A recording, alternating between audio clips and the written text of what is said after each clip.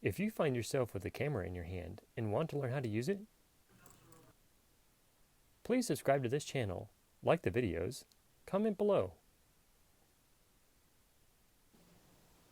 Hey Photos photographers, so we've been talking about emotion, but this video I want to show you a video clip of the 1956 Danny Kaye film, The Court Jester, to illustrate my point that you can communicate a lot of things, but the real selling point is the emotion in your image.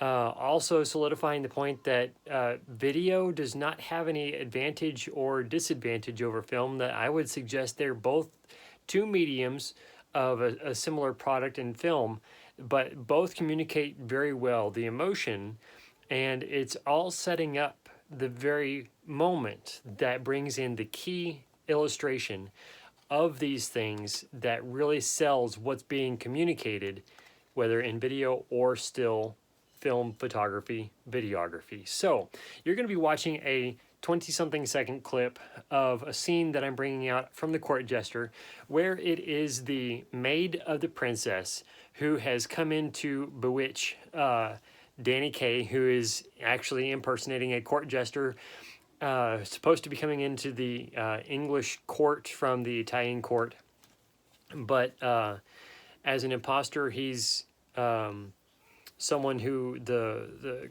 princess's maid believes is something that she can use to save herself, her position, and her charge, the princess. But all of this being said, she bewitches Danny Kaye as the court jester, and she makes him to be the princess's lover, and he uses facial expression, body language, and an expression of who she's saying he should be to be what the princess expects of a lover.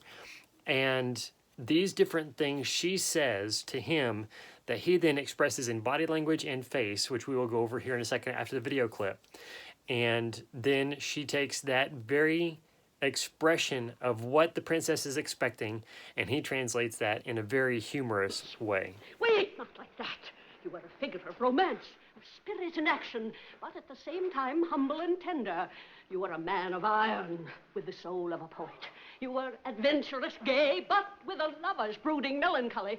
And above all, you must show passion. Show passion. Not me, you fool. Now go, make love. I'm the Okay, so what she said is she directs him after taking him under spell, then says that he should go make love to the princess. Well, he goes off because this is unbounded, it has no structure, it has no form, it has no meaning.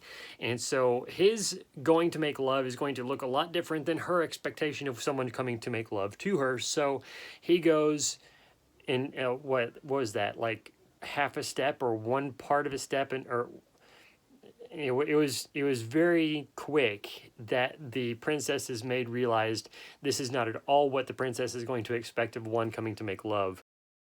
So she says, no, you have got to be a man of romance and have a spirit in action. He makes two faces, right? He has two body expressions for those two things, but the maid uses that as one thought, one part of character, one emotion almost, is that you have to have these two things to make the one. So he has to be romantic and he has to have a spirit in action. So she uses part of that to frame the expectation for the princess of what this man coming to make love is all about. The next thing he uses, again, two faces and two body expressions. He has to be humble, but he also has to be tender. Again, you know, the face and the body expression both in being humble but also being tender. The next thing she says, you have to be a man of iron and have a soul of a poet. Whoa, can you imagine? I mean, this is really kind of humorous and great anyway, but carrying on, she says you have to be adventurous and gay, or you could also say happy, fun-loving. The other thing she says is you have to have a lover's brooding melancholy. Now, this is what? Item number 10 or 9 out of this whole thing. And so he typical Danny Kaye. If you haven't seen many of his films, go check out his films that are listed somewhere. I'm sure you can create a list or find a list that has been created of Danny Kaye. He was a great comedian, but you kind of see this shining through here at this point. The lover's brooding melancholy. I mean, you're gonna have that melancholy kind of melting down point, but he just accentuates it. There's so many things I had to be, and I just can't bear the weight of this. Well, this is a comedic film, and it's all kind of that time period in the 1956 era where they were just playing with all sorts of different things, but Danny Kaye had a really great and humorous way of expressing that. But he also, at the very end, the princess's maid said, you have to show passion. And what did he do? He used another body language positioning, but he also used a different face. And if you look at each one of these things that she says he has to be the lover that the princess expects, he uses a face, he uses body language to demonstrate each of those. And you can encapsulate each one of those items in a scroll, whatever that is, a still shot, screenshot, still screenshot. Yeah, okay, a still screenshot.